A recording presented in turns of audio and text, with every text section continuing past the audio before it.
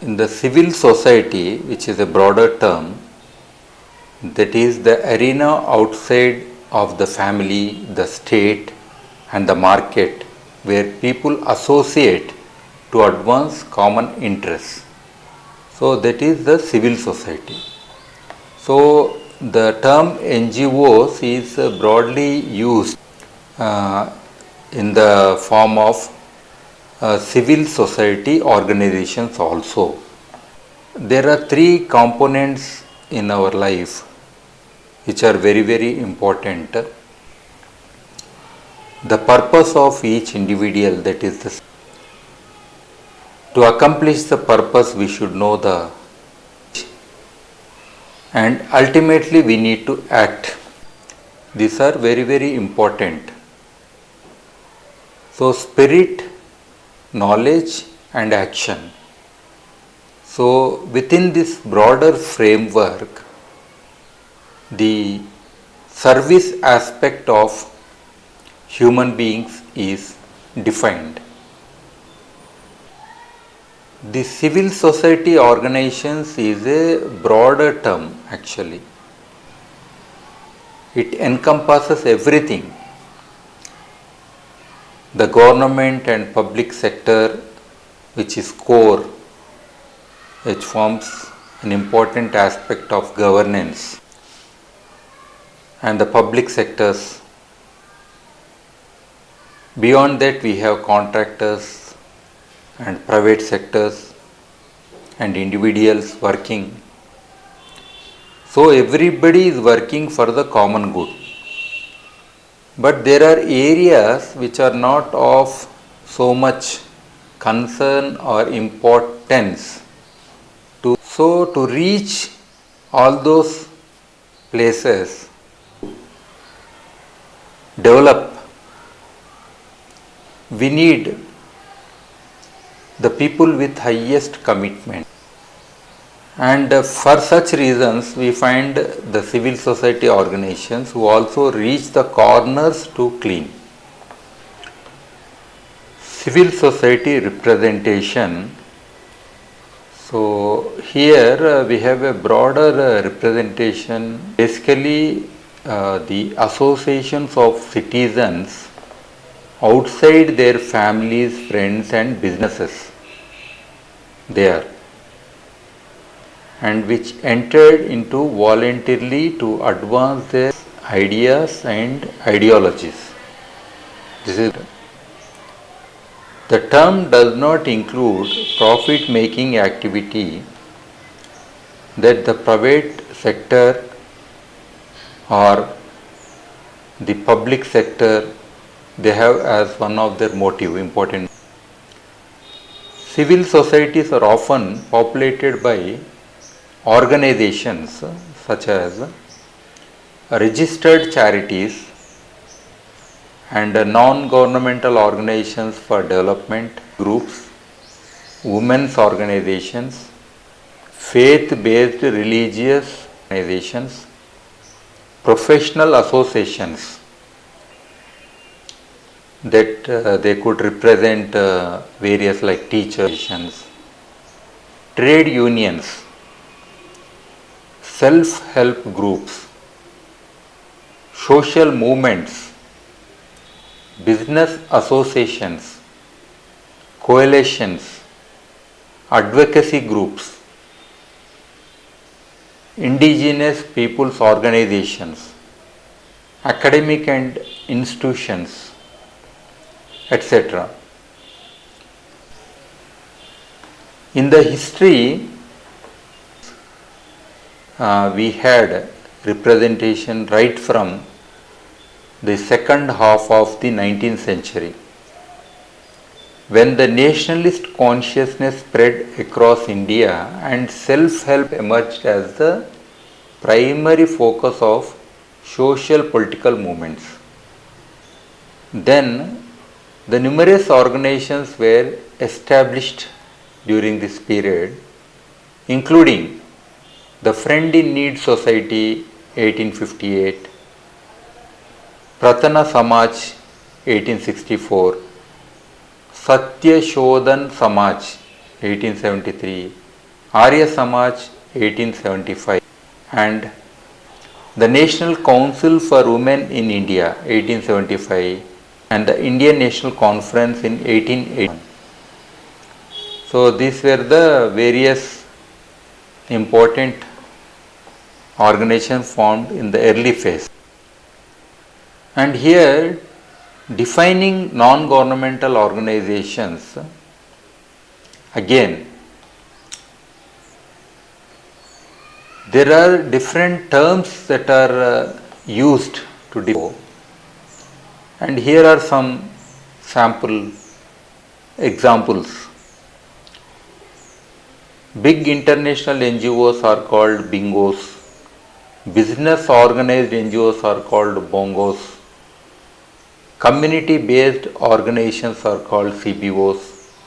Civil society organizations are called CSOs. Environmental NGOs are ENGOs. Government organized NGOs are GONGOs. Private sector companies formed under Section 8 by 25. Indigenous Peoples Organizations IPOs, Grassroots Organizations GROs, Global Social Change Organization GSCOs, Non-Profit Organizations NPOs, Voluntary Organizations VOs, and the trusts which are non-government related.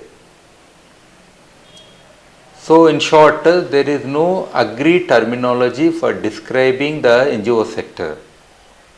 In some ways, it is easier to describe what NGOs are not rather than what they are. It is generally agreed that NGOs are not for profit making, that is most important aspect, as well as they are also not part of the government. That's why the non term is used before government organization. And if we see the latest statistics on what are the types of NGOs registered dominantly in India, we have 2,06,132 NGOs registered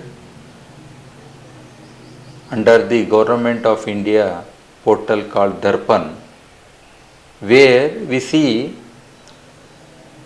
most of them are registered societies. They constitute nearly 50%, and around 40% trust, that is non-government trusts.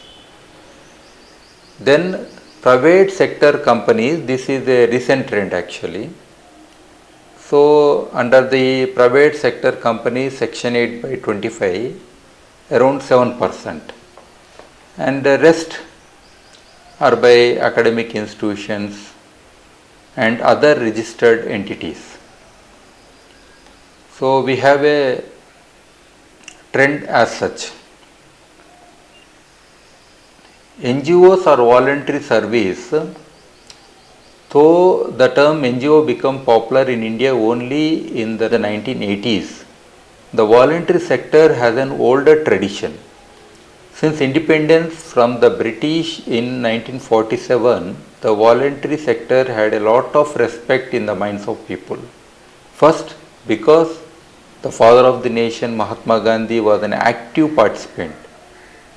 And second, because India has always had the tradition of honoring those who have made some sacrifice to help others.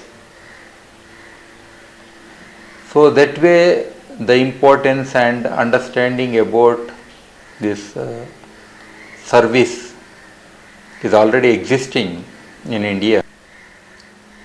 So voluntary organizations and Gandhiji. So in independent India, the initial role played by the voluntary organization started by Gandhiji and his disciples was to fill in the gaps left by the government in the development process.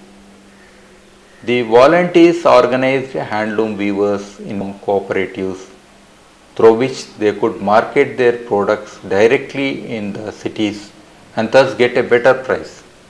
Similar cooperatives were later set up in areas like marketing of dairy products and fish. In almost all these cases, the volunteers helped in other areas of development, running literacy classes for adults at night, for example.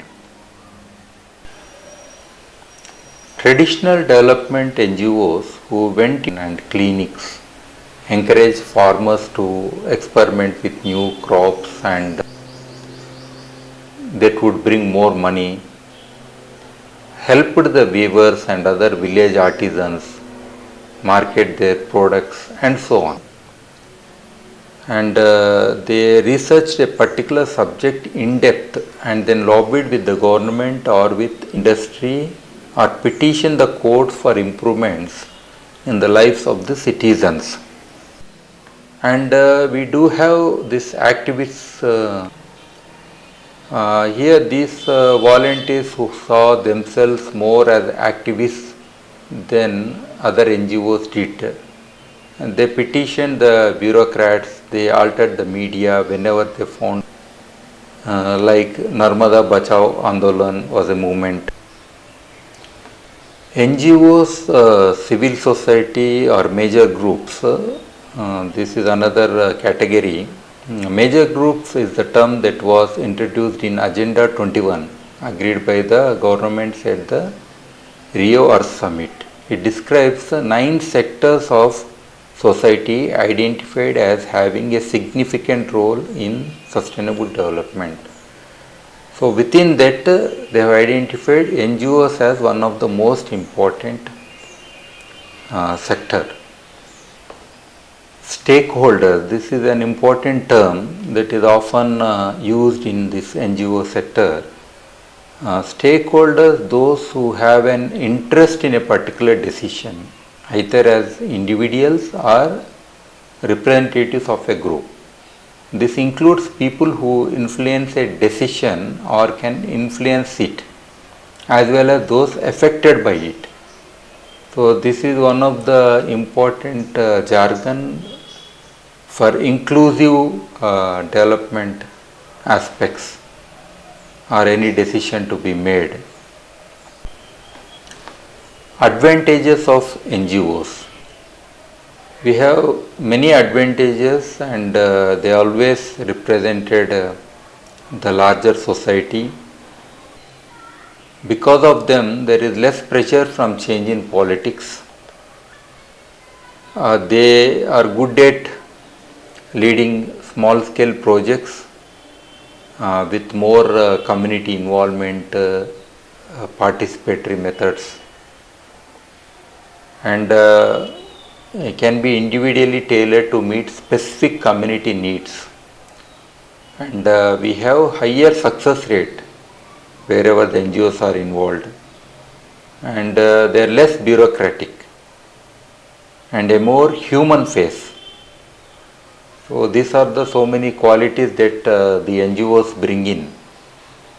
So that's why NGOs are very important in society. Disadvantages of NGOs. They require funding, so they might have some difficulties in constant funding or access to funds. And some NGOs may lack legitimacy, and some NGOs are difficult to regulate, transparency, accountability, and they could be inefficient due to lack of coordination. So there could be various other disadvantages of NGOs, but there are more advantages than disadvantages when we have NGOs. Development organization interrelationship, how it is. So say there are some specific projects or issues, around that we have so many entities. Government agency is one of the important entity. Apart from that, we have private sector, other institutions, financial institutions. And within this broader framework, NGOs are there. So to address that issue. So they are very much interrelated, and they form that intricate network of development. And NGOs in intergovernmental processes, they have most important functions like UNFCCC or CBD, or so many international negotiations that happen around climate change, biodiversity, drought and desertification, like that. And many other agencies are there, or many other issues are there. So they set the agendas, and they also form part of the negotiating outcomes. And to confer legitimacy, their role is important. And ultimately, to implement solutions also, they are required. NGO Darpan is a Government of India portal for all civil society organizations to register. We have more than 2 lakh registrations here, and on its website we can see that under the Niti Ayog, which has NGOs, not-for-profit organizations, voluntary organizations, civil society organizations, trusts, or any registered societies, everything they can register here, and they'll get a unique ID also, and they could apply for grants under grants in aid schemes of government departments, and this is very much required for the organizations which are seeking foreign contributions under Foreign Contribution Regulation Act. We have 2,06,132 NGOs enrolled so far, and about 53 participating departments and 35 online departments, and the numbers are still growing. So one can look into this portal for all the details.